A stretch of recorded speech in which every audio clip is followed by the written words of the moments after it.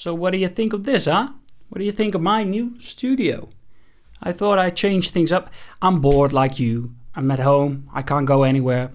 And that's what this video is all about. So if you're at home, you can't take her out for a spin. Here are some suggestions for you to do to keep you busy whilst you can't sail.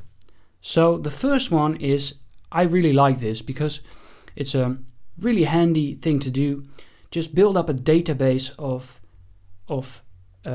routes you want to sail one time. So just take out your navigational charts and just make a list of your top destinations, like 3 or 5 or 10 destinations.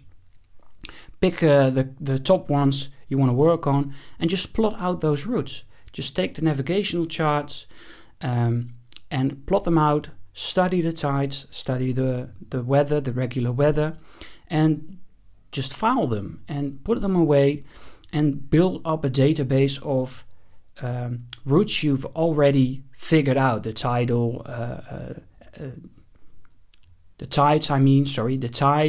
the weather, the navigational charts, which is a great way to, well, get ahead in times like these.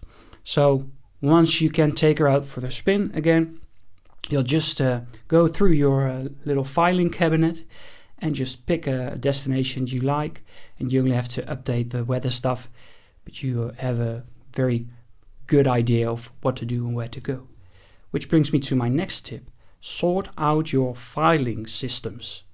Why the hell not? Because it's boring work, it's boring times, keeps you off the street, keeps you busy, and you can just work on the archive, like sort out your licenses, your charts, your paperwork, make a good ordering system, maybe an index or something like that if you want. All your certifications and stuff, put them in the bin and put the tabs between them or something like that. I'm kind of an orderly, I like to order things. I like to make spreadsheets and stuff. So this is something I really can enjoy doing for an afternoon and take me through a rainy day. If you like these kind of videos and you're anything like me and you are just geeking out about all things sailing and you like ways to make your sailing dream actionable, like make it really practically attainable, that's what this channel is all about. I'm on my way to owning my first boat and learning all there is along the way, and I want you to tag along for the ride.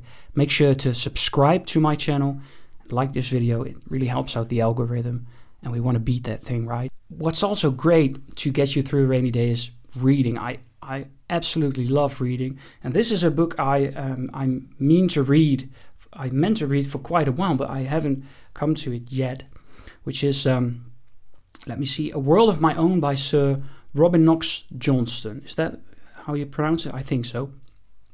He's a sir now, and there's a good reason for that, because he did the first non-stop world circumnavigation, and this book is all about that.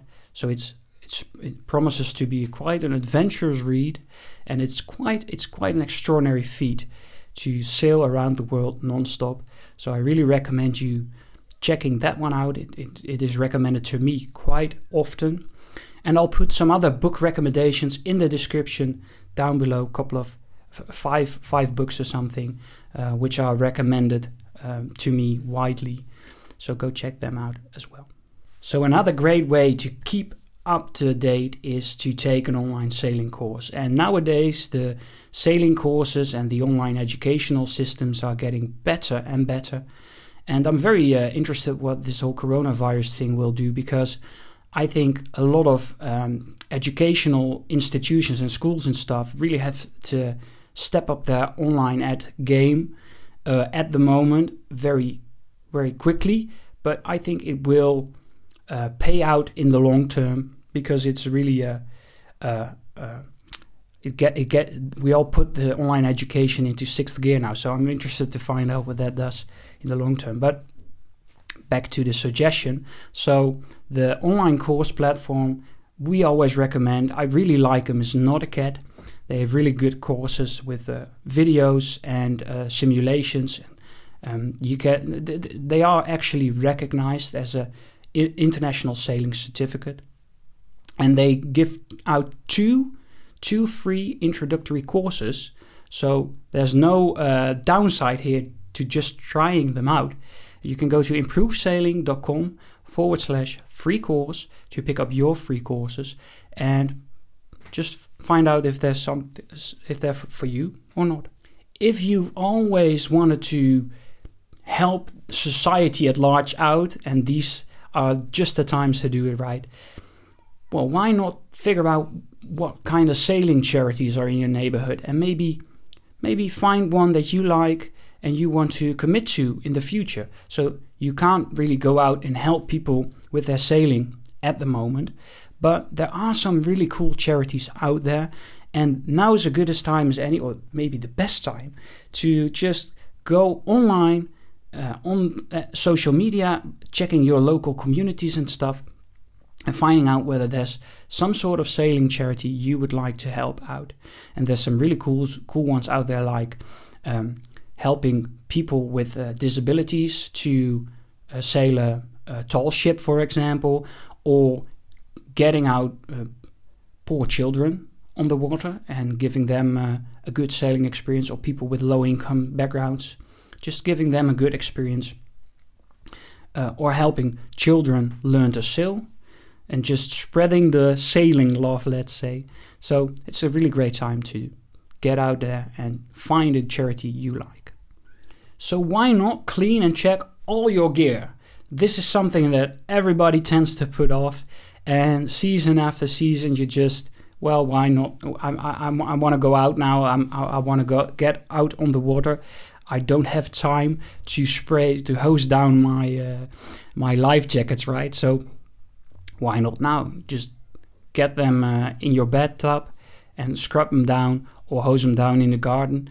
And also, it's a good time to check for wear and tear, because with your life jackets you want the outer fabric to be fully intact, because you need that outer fabric to have the buoyancy, so it won't float as well, and you will sink during a crisis if your life jackets are ripped and teared. So great time to just check the outer fabric with a tiny little microscope or something and go over every square inch of that thing.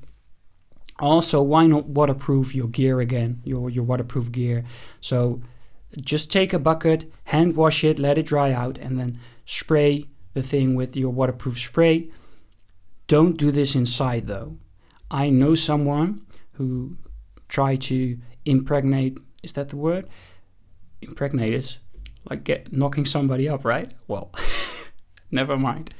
And she did it inside, and she laminated her lungs, which it's not all bad, because she can breathe underwater now. So sticking to preparation, as Ray Mears always puts it, proper preparation prevents poor performance.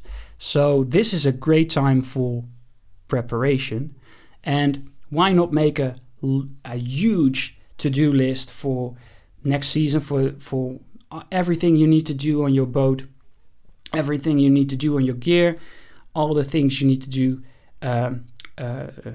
fix, check. Well, you know what a to-do list is, right? All right.